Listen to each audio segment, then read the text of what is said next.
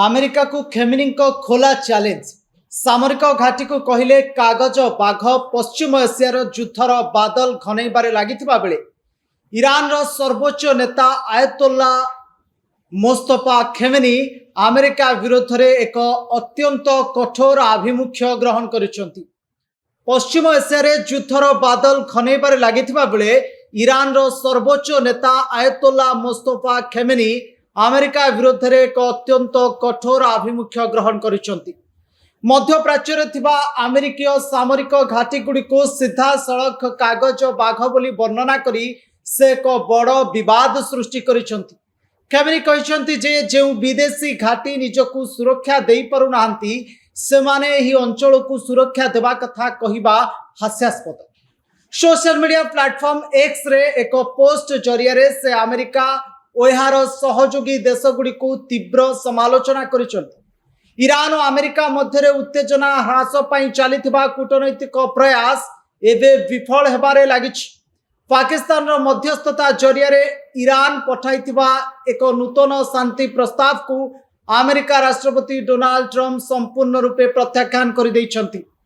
Iran पक्षरु सौजन्यमूलक भावे दिया जाइथिबा एही प्रस्ताव को ट्रम्प ग्रहण न करिबा फलरे शांतिर पथ एवं अधिक जटिल होई पड़िछि। दर्शक बंधु, खेमेनी स्पष्ट करिसेंती जे बाह्य शक्ति गुड़िक एही अंचल रे स्थिरता बजाय रखिबारे संपूर्ण विफल होइछंती। पारस्य उपसागर दिवस अवसर रे खेमेनी कहिसेंती जे एही अंचल केवल एक जलभंडार नुहे बरम ईरान रो सभ्यता और परिचय रो प्रतीक।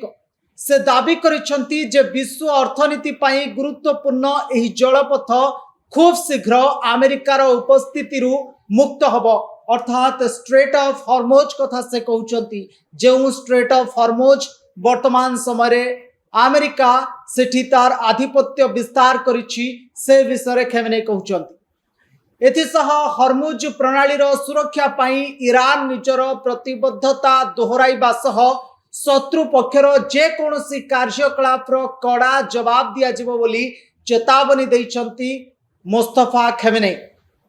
आंचलिक देश गुड़िकर भाग्य सेमानकर निज हाथ में रहिबा उचित एवं कौनसी विदेशी शक्तिर हस्तक्षेप को ईरान आउ बर्दाश्त करिबो नाही बोली सर्वोच्च नेता घोषणा करछंती।